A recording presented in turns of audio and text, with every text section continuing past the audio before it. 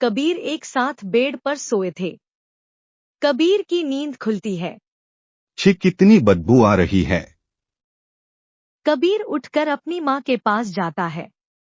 हे भगवान, ये लड़की ने तो परेशान करके रखा है। मैं देखती हूँ बेटा, तू यहीं पे लेट जा। राधिका दिया के कमरे में जाती है, जहाँ दिया आराम से सोई हुई थी। दिया उठ जा, तूने फिर से बिस्तर में सुसु कर दिया। अरे कमरे में कितनी बदबू फैल गई है। कबीर भी उठकर भाग गया है। अब जल्दी से उठ जा, मैं ये सब धो देती हूँ। माँ, ये सब मेरे साथ क्यों होता है? मुझे पता क्यों नहीं चलता? डॉक्टर से कितनी बार दवाइयां ले ली, लेकिन कोई फायदा नहीं हो रहा। अरे कल को तुम्हें शादी करके दूसरे के घर भेजेंगे, भगवान जाने क्या होगा। दिया दुखी मन से उठकर कमरे से बाहर आ जाती है और राधिका सारे कपड़े उठाकर धोने लगती है। दिया को बचपन से ही प्रॉब्लम थी कि वो रात को सोते सोते नींद में ही सुसु कर देती थी। उसके घरवाले उसकी इस प्रॉब्लम से बहुत परेशान थे। दिया के पिता ने कई डॉक्टरों से मेडिसिन ली, लेकिन कोई फायदा नहीं हुआ।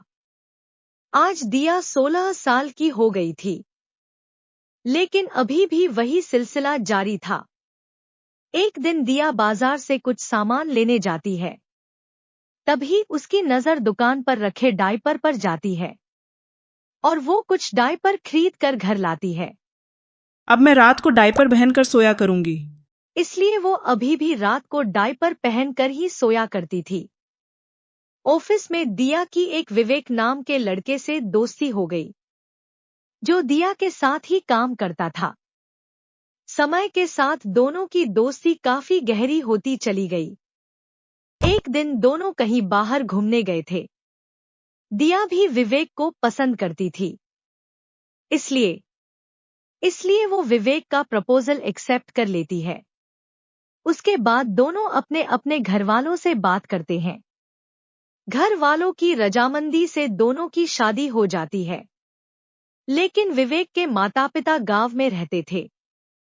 शादी करके दिया विदा होकर अपने ससुराल गांव में आ जाती है। वहां दिया का बहुत अच्छे से स्वागत होता है।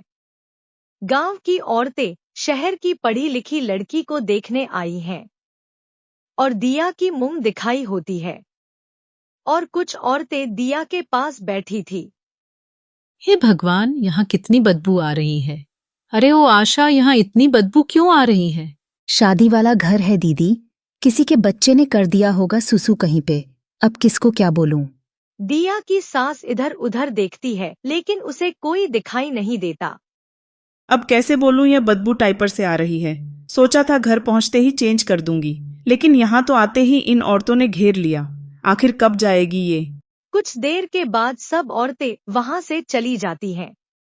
दिया बेटा, तू भी अपने कमरे में जा और नहा धोकर कपड़े बदल ले। दिया अपने कमरे में जाती हैं और नहा के फ्रेश हो जाती हैं और इस्तेमाल किए हुए डायपर को एक लिफाफे में डाल देती है। अब इसे डस्टबिन में डाल देती हूँ, लेकिन डस्टबिन है कहाँ? घर पर तो डस्टबिन में डाल देती थी। अब यहाँ तो कोई डस्टबिन भी नहीं दिख रहा। अभी के लिए वॉशिंग मशीन के पीछे छुपा लेती हूँ, इसको बाद में उठा लूंगी। थोड़ी देर के बाद विवेक कमरे में आ जाता है। मैं भी जल्दी से नहा लेता हूँ। विवेक जैसे ही वॉशरूम की तरफ जाता है। अरे हे भगवान, इतनी स्मेल कहाँ से आ रही है? पता नहीं, मैंने तो अच्छे से पानी भी डाला था, लेकिन तब भी स्मेल आ रही है। अरे मैं यहाँ नहीं नहा सकता, मैं दूसरे वॉशरूम में जा रहा हूँ। विवेक जैसे ही वॉशरूम की तरफ जाता है, कुछ देर के बाद रानी दिया की सास कमरे में आती है। भगवान, कमरे में ना जाने पेशाब। बदबू कहाँ से आ रही है? लगता है सबने यहीं आकर पेशाब किया है। लोगों को तो बिल्कुल शर्म नहीं आती है। बेशर्म लोग अपने घर में भी क्या ऐसे ही बदबू फैलाते हैं। अरे कोई बात नहीं माँ जी, मैं सब सफाई कर दूंगी। अब मेहमानों को थोड़ी कुछ बोल सकते हैं। अरे मेरी बेटी कितनी समझदार है, लेकिन बेटा ये काहों के लोग ना ऐसे ही होते हैं। अच्छा, वो मैं ये कहने आई थी कि पहले खाना खा ले, फिर आराम कर लेना। कल मंदिर में पूजा रखी है, वहां भी जाना है। सब लोग मिलकर खाना खाते हैं और सब अपने अपने कमरे में सोने चले जाते हैं। अभी तो सो जाती हूँ, कल सुबह उठ के सारे लोगों के उठने से पहले मैं इस डायपर को फेंक दूंगी। अगर किसी को पता लग गया तो बड़ी बेइज्जती हो जाएगी, लेकिन रात भर कमरे में तो बहुत बदबू आएगी। विवेक को ठीक से नींद भी नहीं आ रही होगी। कैसी बदबू है ये कमरे तक आ रही है। विवेक अपने कमरे के बाहर सोफे पर सो जाता है। इधर दिया सुबह सुबह 4 बजे का अलार्म लगा लेती है। सुबह 4 बजे जब अलार्म बजा तो दिया की नींद खुली। अब ये डायपर है ना, घर के बाहर फेंक देती हूँ, किसी को कुछ पता नहीं चलेगा। दिया जैसे ही अपने कमरे की लाइट ऑन करती है तभी विवेक कमरे में आ जाता है। अरे दिया, तुम इतनी जल्दी उठ गई। मैं वो बोलने आया ही था कि माँ ने तुम्हें उठाने के लिए बोल रही थी और रसोई में बुला रही है। क्या माँ जी उठ भी गई? अरे गांव में तो सब जल्दी ही उठते हैं, माँ भी उठ गई है। लेकिन इस गंदी स्मेल में तुम सोई ही कैसे? ये बदबू तो अभी भी आ रही है। ओ माय गॉड, अब मैं क्या करूं? डायपर कैसे फेंकूं? अब तो आज का डायपर भी फेंकना है। 2 डायपर हो गए हैं, बाद में सोचूंगी। चलो अभी नहा लेती हूँ। अरे क्या सोच रही हो? कुछ नहीं, वो मैं नहा लेती हूँ। और दिया नहाने चली जाती है और आज का डायपर भी वो मशीन के पीछे छुपा कर रख देती है और वो तैयार होकर कमरे में बैठ जाती है। आज तो कमरे में कल से भी ज्यादा बदबू आ रही है। अब क्या करूं? विवेक बेचारा तो कल अपने कमरे में भी नहीं सोया। मुझे ही कुछ करना पड़ेगा। कुछ देर के बाद रानी दिया की सास कमरे में आती है। हे भगवान, यहाँ तो आज सफाई करवानी होगी। बहू तू तैयार हो गई, विवेक भी तैयार हो गया है। चल मंदिर चलते हैं। उसके बाद सभी गांव के प्राचीन माता के मंदिर में पूजा करने के लिए जाते हैं। वहां से लौटने के बाद दिया अपने कमरे में आती है। अब तो पहली से भी ज्यादा गंदी बदबू आ रही थी। अरे ये क्या हो गया है? कल से घर में बदबू ही बदबू आ रही है। लगता है सफाई वाले को बुलाना पड़ेगा। तभी विवेक अपना नाक बंद करके बाथरूम के अंदर जाता है और सब जगह देखता है। जैसे ही वो मशीन के पीछे देखता है तो उसे वो 2 लिफाफे दिखाई देते हैं। छी, लगता है किसी ने गंदे डायपर यहाँ रख दिए हैं। लोग भी ना जाने कैसे काम करते हैं। मैं अभी माँ को बोलता हूँ, वो ये यहाँ से उठा के फेंक देगी। माँ जी क्यों उठाएंगी? तभी दिया को अपनी गलती का एहसास होता है। सोचती है, आखिर कब तक छुपाऊंगी और कितना झूठ बोलूंगी? एक बात छुपाई है। छुपाई है? क्या बात छुपाई है? मुझे बचपन से ही ना एक बीमारी है, ये कुछ मैं। और मतलब पता नहीं, नींद में सोए सोए मुझे कुछ पता नहीं चलता और मैं बिस्तर पर ही सुसु कर देती हूँ, जिसकी वजह से अब मुझे रात को हर समय डायपर पहनना पड़ता है। मुझे माफ कर दो, मैंने तुमसे ये सब छुपाया। परेशान होने की कोई ज़रूरत नहीं है। मेरा एक दोस्त डॉक्टर है, मैं कल ही तुम्हें उसके पास ले चलूँगा। अगली सुबह विवेक दिया को अपने दोस्त के क्लिनिक पर ले जाता है। मैंने कुछ दवाइयाँ लिख दी है। ये दवाइयाँ लगातार 3 महीने तक लेनी होंगी और ये एकदम ठीक हो जाएंगी। उसके बाद दिया वह दवाइयाँ हर रोज खाना शुरू कर देती है। वो और बहुत जल्द ही उन दवाइयों ने अपना असर दिखाना शुरू कर दिया और दिया अब आम लोगों की तरह हो गई थी। अब उसे डायपर पहनने की जरूरत नहीं पड़ती थी। रीना की माँ रीना को याद कर रही है।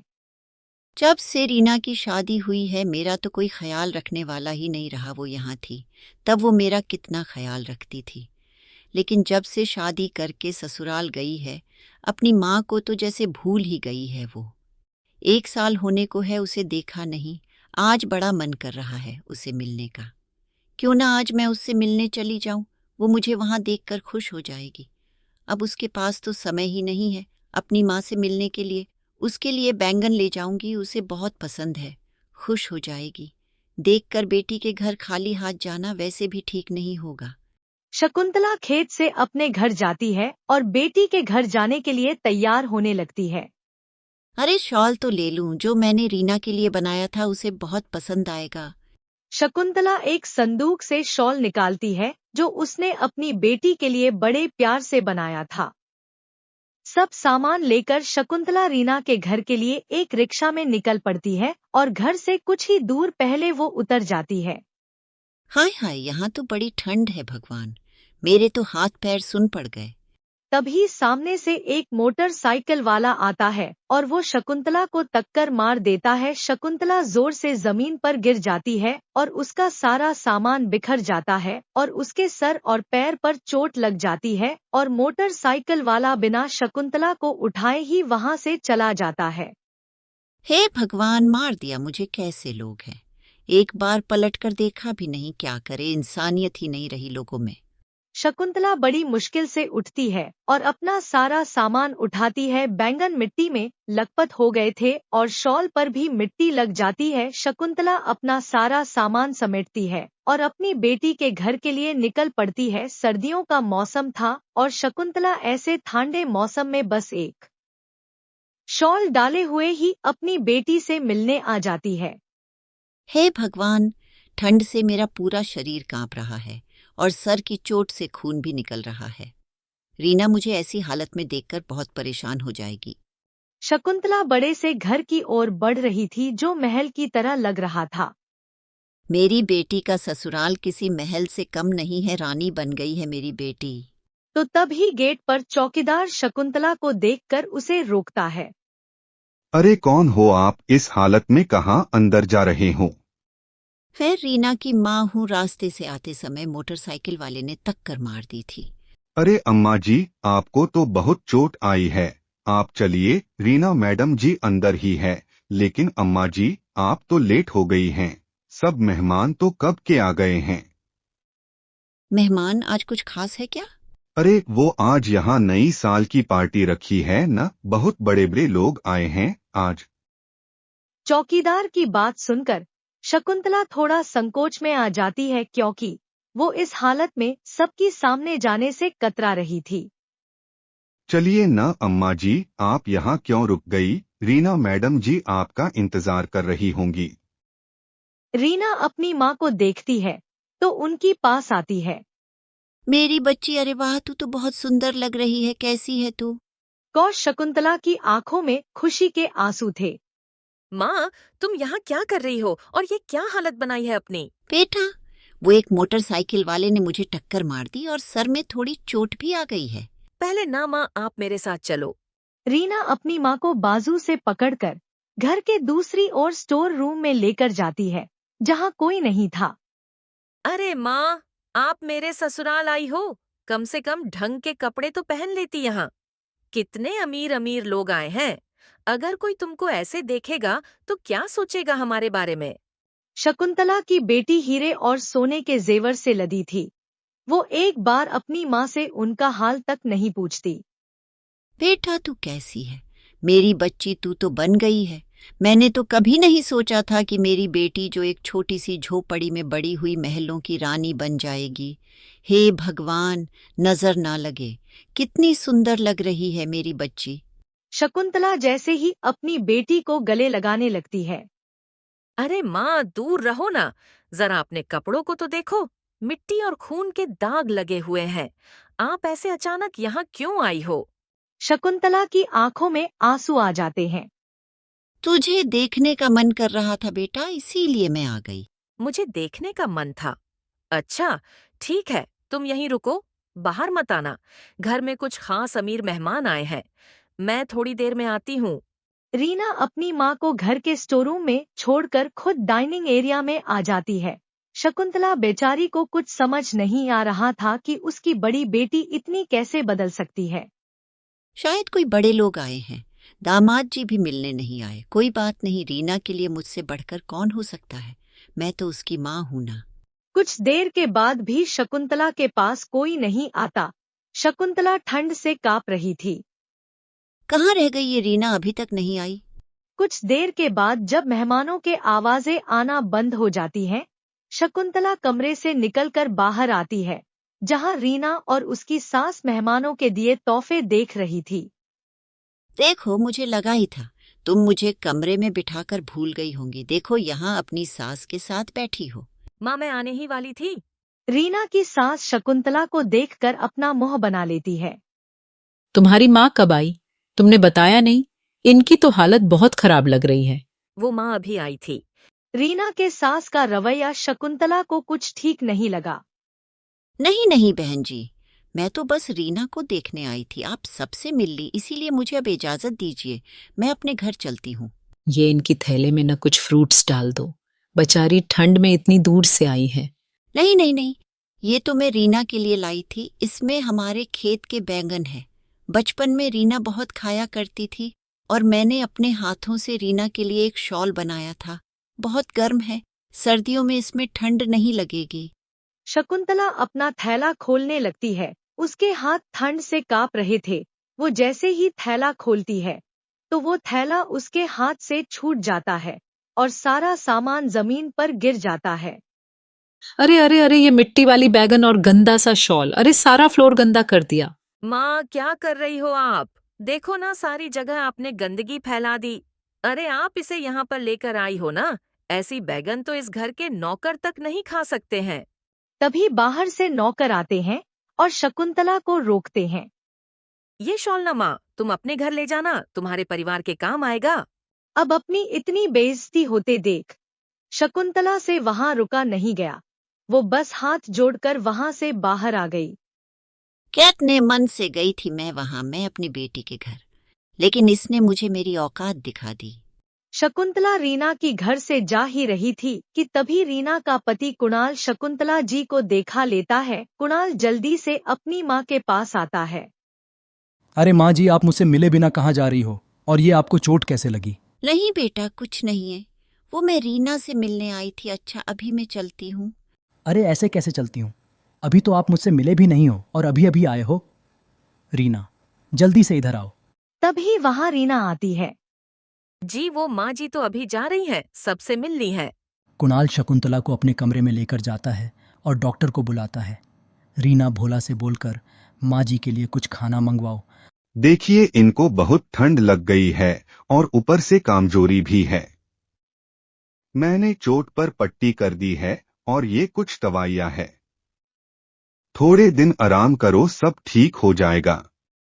डॉक्टर के जाने के बाद रीना गर्मा गर्म खाना अपनी माँ को खिलाती है।